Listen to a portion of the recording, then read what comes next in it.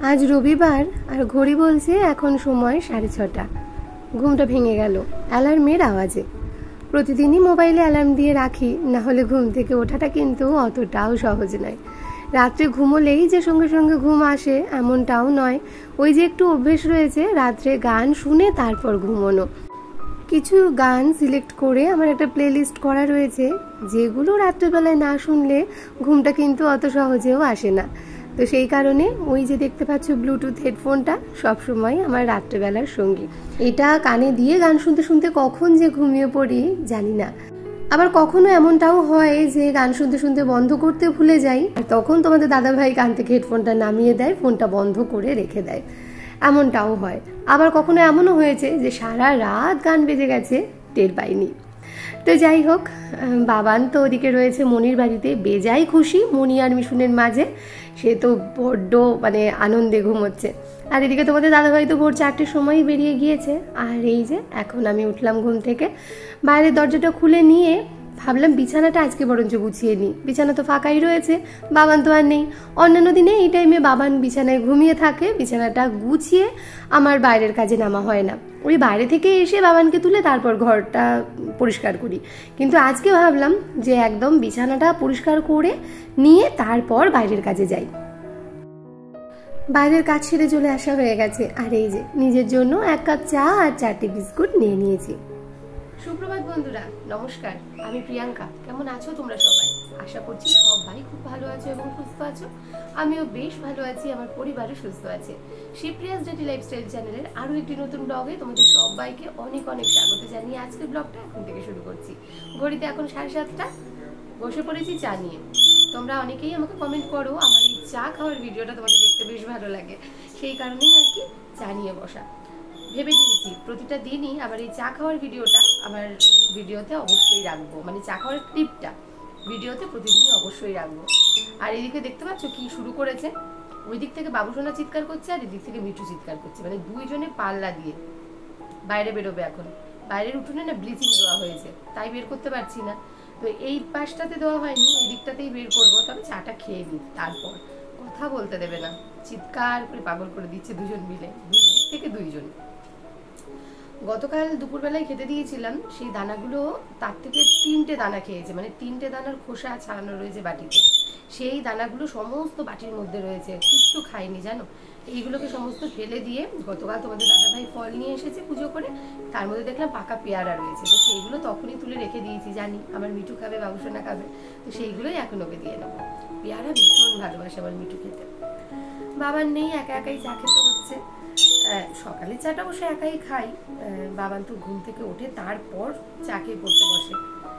তো ওদিকে বাবা না নিশ্চয়ই এখনো ঘুমোচ্ছে, বোনও অনেকক্ষণ ঘুমোয়, বাবানও তাই। আজকাল কেউ ডাকবে না, মা ডাকার নেই। প্রতিদিন তো মা পড়ার জন্য ডেকে তুলে দেয়, তবে রবিবারের ব্যাপারটা একটু অন্যরকম। রবিবারের দিনটা একটু দেরি করেই ওকে আমি ডাকি। তো আজকে মনির বাড়িতে গিয়ে খুব আনন্দ। আসবে সন্ধ্যাবেলায় চলে আসবে। আবার তো আগামীকাল রয়েছে জন্মাষ্টমী, স্কুল ছুটি, কিন্তু বাড়ির পড়া কি করবে জানি না, ম্যাডাম এখনো বলেনি ছুটি দেবে কি ছুটি নেই। তো যাই হোক, পড়াগুলোও তো এসে আবার রেডি করতে হবে। তাহলে চলো ব্লগটা তো শুরু করে দিলাম। সারাদিন কি করছি না করছি সঙ্গে থাকো, দেখতে থাকো।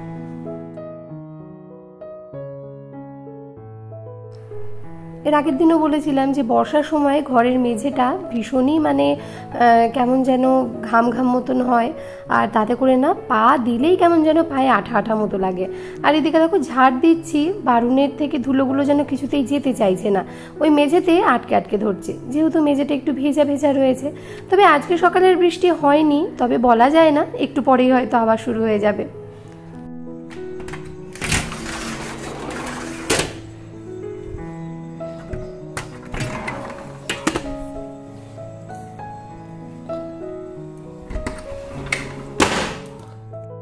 নিচে দুটো ঘরই পরিষ্কার পরিচ্ছন্ন করা হয়ে গেছে, আর সকালে হাতে দেখলাম বেশ অনেকটাই সময় রয়েছে, তাই চলে এসেছি আমার ওপরের ঘরটাতে। ওপরের ঘরটা ঝাড় দিয়ে নিয়ে এবার ভালো করে মুছে নিচ্ছি। বোনের বাড়িতে যে মপটা দেখেছি সেটা আমার না বেশ পছন্দ হয়েছে, ভাবছি ওই রকম দেখে একটা মপ কিনে নেব। তবে এখনই কিনছি না, পুজোর সময়টাতে আমি তো পেমেন্ট পাবো, তখন যেগুলো প্রয়োজনীয় জিনিস সেগুলো কিনে নেব। সব কিছু আর তোমাদের দাদা ভাইয়ের ওপরে যদি চাপিয়ে দিই সেই বা কী করে পারবে, তাই না বলো? এই জন্যই তো একটু ইউটিউব করা। নিজের যতটুকুনি দরকার, যা কিছু প্রয়োজন, এমনকি পরিবারের কারোর কিছু প্রয়োজন, সেগুলো যদি নিজের হাতে মেটাতে পারি, তার থেকে বেশি খুশি বোধ হয় কোনো কিছুতে লাগে না, তাই না বলো? এই যে যেমন এইটা ভীষণই প্রয়োজনীয় একটা জিনিস, তবে সেটা কিন্তু কম দাম নয়, বেশ অনেক দাম। তো সেটা আর তোমাদের দাদা ভাইয়ের ওপর চাপিয়ে না দিয়ে নিজের পেমেন্টের টাকা থেকে কিনে নেব। তোমাদের ভালোবাসায় খুব শিগগিরই আবারও পেমেন্ট পেতে চলেছি। তোমরা অনেকেই আমাকে কমেন্টে জিজ্ঞেস করেছিলে, সেখানেও অবশ্য উত্তর দিয়েছি। এইখানে বলে দিলাম আমার প্রত্যেকটি দর্শকদের জন্য। সকালের জলখাবারে আজকে ভাত রুটি দুটোই হয়েছিল, যেমনটা হয়ে থাকে আর কি। তো খানিকটা আলু সেদ্ধ মাখা সেটা রাখাই রয়েছে, দুপুরে আমি খেয়ে নেব। এদিকে আজকে যা যা রান্না হবে সমস্ত গুছিয়ে নিয়েছি। পাবদা মাছ নিয়ে এসেছে, সেটা কুটেই নিয়ে এসেছিল, আমি জাস্ট ধুয়ে নুন হলুদ মাখিয়েছি। ফ্রিজে ছিল ইলিশ মাছের মুড়ো, সেটা বের করে নিয়েছি। গাটি কচু দিয়ে ইলিশ মাছের মুড়ো তরকারি রান্না করব, সেটা তোমাদের দাদাভাই একদমই খায় না, তবে বাবা মা খায়, আমরা খাবো। তো ওই উচ্ছে ভাজাটা করব শুধুমাত্র তোমাদের দাদাভাইয়ের জন্য, যেহেতু ওই গাটি কচুর তরকারিটা খাবে না। তো এই হলো আজকের আমাদের মেনু। চলো রান্নাবান্নাটা বসিয়ে দিই। তো প্রথমেই উচ্ছেগুলো একদম বেশ কড়া করে ভেজে তুলে রাখছি। তোমাদের দাদাভাই গাটি কচুটা না একটু অ্যাভয়েডই করে, কারণ গাটি কচুটা শুধুমাত্র ওই ঝোলের যে তরকারিটা করি নিরামিষ, সেইটা দিয়েই খায়। গাটি কচুর তরকারি ওই চিংড়ি মাছ দিয়ে অথবা ইলিশ মাছের মুড়ো দিয়ে একদমই খেতে চায় না। সেই কারণে ওকে আর জোরও করি না। আমি এ বাড়িতে আসার পর থেকেই দেখি কোনো দিনই গাটি কচু তরকারি ও সেইভাবে খায় না, সেই কারণে আমিও আর দিই না। তো ওদিকে উচ্ছেটা ভেজে তুলে রেখে দিয়েছি, আর এদিকে কড়াইতে আর একটু তেল দিয়ে দিলাম এর মধ্যে গোটা জিরে ফোড়ন। তবে তার আগে কিন্তু ইলিশ মাছটা ভেজে তুলে রেখে দিয়েছিলাম। এই দেখো, গাটি কচুটা আজকে কুটতে গিয়ে দেখলাম গাটি কচুর খুব একটা যে ভালো তেমনটা নয়। আর সব থেকে বড় কথা, হাতটা না আজকে ভীষণ চুলকাচ্ছিল। তো ভীষণ টেনশন নিয়েই রান্না করছি যে কি জানি রান্নার পরে গলা না ধরে। তো এই দেখো, এটাকে না আমি ওই নুন হলুদ দিয়ে খুব ভালোভাবে মাখিয়ে রেখে দিয়েছিলাম। তারপর কল থেকে খুব ভালোভাবে ধুয়ে নিয়ে এসে আরও একবার নুন হলুদ মাখিয়ে ভালো করে একদম লাল লাল করে দেখো ভেজে নিয়েছি, যাতে গলাটা না ধরে। তো যাই হোক, খুব ভালো করে ভেজে নিয়ে এর মধ্যে দিয়ে নিলাম এইবার জল। আর এর মধ্যে মশলা বলতে একটু জিরের গুঁড়ো দিচ্ছি, জিরের গুঁড়োটা না দিলেও হয়, এমনিই রান্না করলে খুব একটা খারাপ লাগে না, বরঞ্চ ভালোই লাগে। তো আমি ভাবলাম একটু জিরের গুঁড়ো দেওয়া যাক, আর তার সাথে কাঁচা লঙ্কা চিড়ে রান্নাটা বসিয়ে দেবো। এদিকে সকালে টিফিন কিছু খাওয়া হয়নি, বড্ডই খিদে পেয়ে গেছে। কাকিমা দোকানে যাচ্ছিল, তাকে দিয়ে একটা পাউরুটি আনিয়ে নিয়েছি। আজ তো আর বাবার নেই যে বাবা না আমাকে পাউরুটি এনে দেবে। আর এদিকে এক কাপ চাও করে নিচ্ছি, চা দিয়ে পাউরুটি দিয়ে খেয়ে নেব। আর এদিকে দেখো কাঁচা লঙ্কা চিড়ে দিয়েছিলাম, আর বেশ পরিমাণ মতন জল দিয়েছি। এখনও খানিকক্ষণ সেদ্ধ হবে, কিছুটা সেদ্ধ হয়েছে। আর এই মুহূর্তে আমি ওই মাছের মুড়ো এর মধ্যে দিয়ে নিলাম, খুব ভালোভাবে এটাকে সেদ্ধ হতে দেবো। ঢাকা চাপা দিয়ে দিয়েছি, তরকারিটা খানিকক্ষণ হতে থাক, ততক্ষণে বরঞ্চ আমি একটু পাউরুটি খেয়ে নিই। তো এই যে আমার সব থেকে প্রিয় জলখাবার হলো এইটা, চা এবং তার সাথে এইরকম কোয়ার্টার পাউরুটি। পিস কাটা পাউরুটি কিন্তু একদমই নয়, কারণ পিস কাটা পাউরুটি আমি একদমই ভালোবাসি না, খাবো না তবুও আচ্ছা, কিন্তু পিস কাটা পাউরুটি খাবো না। এদিকে দেখো চাটাও খাওয়া হয়ে গেছে, আর তরকারিটাও কিন্তু বেশ মাখো মাখো করে নামিয়ে নিচ্ছি। কচুগুলো বেশ সুন্দর সেদ্ধ হয়ে গেছে, তবে যে ভয়টা পাচ্ছিলাম যে গলা ধরবে কিনা সেটা একটু টেস্ট করে দেখেছি, না গো গলা একদমই ধরেনি।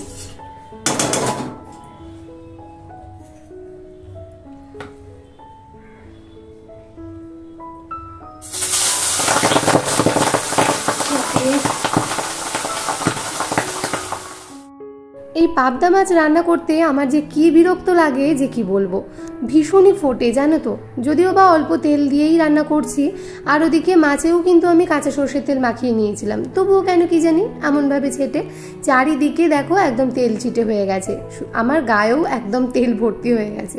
তো যাই হোক, মাছগুলো ভেজে তুলে রেখে নিয়েছি। তারপর দেখো কড়াইয়ের মধ্যে তেল দিয়ে খানিকটা কালো জিরে ফোড়ন দিয়ে নিলাম।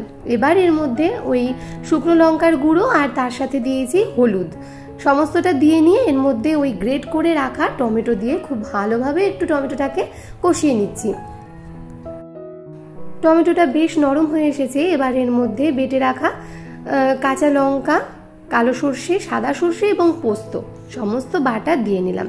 দিয়ে একটুখানি নাড়াচাড়া করে পরিমাণ মতন জল দিয়ে কয়েকটা চেরা কাঁচা লঙ্কা দিয়ে নিলাম, যেহেতু একটু শুকনো লঙ্কার গুঁড়ো দিয়েছিলাম আর ওই বাটার মধ্যেও কয়েকটা কাঁচা লঙ্কা কিন্তু বেটে দিয়েছিলাম, তাই কয়েকটা চেরা লঙ্কা দিলাম। ঝোলটা বেশ ফুটে উঠেছে, এবার এর মধ্যে ভেজে রাখা মাছগুলো দিয়ে নিলাম। মা বাবা এই পাবদা মাছের ঝাল সর্ষে পোস্ত দিয়ে একদমই খান না, তারা আবার ওই জিরে বাটা দিয়ে রান্না করে, তো সেটা মা মায়ের মতন করেই করে নিচ্ছে। মাছ রান্নাটা আমি কিন্তু এদিকে সাধারণত রাখি না, তোমরা আমার প্রতিদিনের ব্লগেই দেখতে পাও, সব রান্নাই আমি করি, কিন্তু মাছটা শুধুমাত্র মাকে মায়ের মতন করে করে নিতে বলি। তো যাই হোক, দেখো মাছটা কিন্তু আমার দারুণ রান্না হয়ে গেছে। আর কেমন লাগলো তোমাদের আমার এইরকম পাবদা মাছের ঝাল কমেন্টে জানাতে ভুলো না। তবে তেল মশলাটা কিন্তু আগের থেকে অনেকটাই কম দিই, যেহেতু তোমাদের দাদা ভাই তেল মশলা খাওয়া বারণ। ঘড়িতে এখন বাজে ঠিক বিকেল 5:30। দুপুরের পর থেকে আর আমার ক্যামেরা অন করাই হয়নি। ওদিকে কিন্তু ভিডিও এডিটিংয়ের কাজ শেষ হয়ে গেছে, আর এদিকে খানিক বাদেই ভিডিও পাবলিশ করে দেব। তো তোমাদের দাদা ভাই আজকে আবার দুপুরবেলায় কাজ থেকে ফেরার পথে এইরকম 2টো পাউরুটি নিয়ে এসেছে। তো এখন চা করে নিচ্ছি, আর তোমাদের দাদা ভাই বললো পাউরুটিগুলোকে একটু তেল দিয়ে বরঞ্চ সেঁকে নিয়ে আসো, ভালো লাগবে খেতে। এইরকম অল্প তেল দিয়ে দিয়ে কড়াইতে সেঁকে সেঁকে পাউরুটি খেতে কিন্তু খুব ভালো লাগে চায়ের সাথে। জানি অম্বল হয়, তবুও মাঝে মধ্যে খেতে তো ইচ্ছে করে, তাই না বলো? আমার বাবানও কিন্তু এটা খেতে ভীষণই ভালোবাসে। তো যাই হোক, এই দেখো তোমাদের দাদা ভাইয়েরটাও ওইদিকে প্লেটে দিয়ে নিয়েছি, আমারটাও এদিকে নিয়েছি, মানে দুজনার 2টো পাউরুটি। আজ কিন্তু আমার 2টো পাউরুটি খাওয়া হয়ে গেল। আর এই যে পোড়া অংশগুলো, এইগুলো খেতে যেন আমার আরও বেশি ভালো লাগে। তোমরা তো জানোই একটু কড়া ভাজা আমার ভীষণ প্রিয়। খানিক বাদেই বিষ্ণু বাবানকে দিতে আসবে, তো ভাবলাম 2টো পাবদা মাছ আমার বোনের জন্য আর বিষ্ণুর জন্য একটু পাঠিয়ে দিই।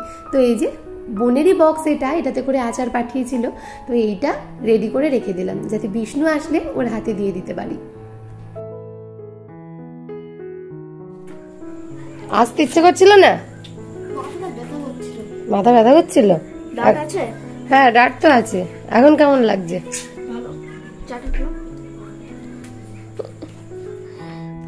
গতকাল বাড়ির পুজো করে তো অনেক তাল নিয়ে এসেছিল তোমাদের দাদা ভাই, সাথে কিছু ফলও। তো বাড়িতে কিন্তু আশেপাশে এবং আমাদের বাড়ির মধ্যে সবাইকেই তাল দিয়েছি। আর আমার বোন আর বিষ্ণু ভীষণই তো তাল খেতে পছন্দ করে, তোমরা সবাই জানো। তো এখানে আমি 2টো তাল আর তার সাথে কিছুটা ফল বিষ্ণুকে দিয়ে দিচ্ছি। বোন বিষ্ণুকে বড়া ভেজে দেবে। আমি তো দেখে আসলাম যে কি পরিমাণে তালের বড়া খেতে বিষ্ণু ভালোবাসে, আর বোন কিন্তু টুকটুক করে বেশ করেও। বিষ্ণু তো বাড়ি ফিরে গিয়েছিল, একাই এসেছিল বাবানকে দিতে, কিন্তু হঠাৎ করে এইরকম ফুচকা টুচকা নিয়ে বাড়িতে এসে একেবারে হামলা। তো ফুচকার নেপথ্যে কি কাহিনী রয়েছে সেটা তো অবশ্যই তোমাদের বলবো, তার থেকে চলো একেবারে তোমাদেরকে দেখিয়েই দিই। অ্যাকচুয়ালি হয়েছেটা কি, বোন আমার জন্য খানিকটা চিকেন বাটিতে করে তুলে রেখেছিল, যে ওরা যখন আসবে তখন ওদের হাত দিয়ে পাঠিয়ে দেবে। কিন্তু ও হয়তো কোনো কারণবশত ভুলে গিয়েছিল, এবং বিষ্ণু তো বাবানকে দিয়ে বাড়ি পৌঁছে গিয়েছে। বোনের হঠাৎ করে মনে পড়েছে যে চিকেনটা পাঠায়নি, তো সেই আবার দেখো ছুটতে ছুটতে দুজন মিলে এসেছে, সাথে করে ফুচকাও নিয়ে এসেছে। বোনকে বলছি কি দরকার ছিল, আনতিস না। বোন বলছে তোর নামে আমি তুলে রেখেছি, সেটা আমি কি করে খাই বলতো। তো এটাই হলো ভালোবাসা, তাই না বলো? এই যে ছুটতে ছুটতে এসেছে আবার সেটাকে দিতে। আর সব থেকে বড় কথা, বোনের প্রতি বোনের ভালোবাসা এটা তো থাকবেই, কিন্তু এই যে আমাদের জামাই একবার বাড়ি চলে গেছে, আবার বোনের আবদারে সেগুলো নিয়ে পুনরায় আবার আমার বাড়িতে চলে এসেছে। কজন ভাগ্য করে এমন স্বামী পায় বলো তো? আর কারাই বা এমন ভাগ্য করে এমন জামাই পায়? সত্যি কথা বলতে গেলে কালকে তো আমি বলেই ফেলেছি যে এমনটা হয়তো আমরা করতে পারতাম না। একবার ভুলে চলে এসে আবার তোর জামাইবাবুকে যে বলবো যে চলো, আমি হয়তো বলতে পারতাম না। তো সত্যি ভীষণ ভীষণ খুশি আমরা, জানো তো, এইরকম একটা জামাই পেয়ে। সব দিক দিয়ে ছেলেটা ভীষণ অলরাউন্ডার। তবে আমার বর্মশাইও কিন্তু কম যায় না। আমার মা কিন্তু সব সময় সবার কাছে বলে যে 2 জামাই আমার হয়েছে সেরা। সবাই হয়তো সব কিছু করতে পারে না, তবে প্রত্যেকেই প্রত্যেকের জায়গা থেকে কিন্তু সেরা।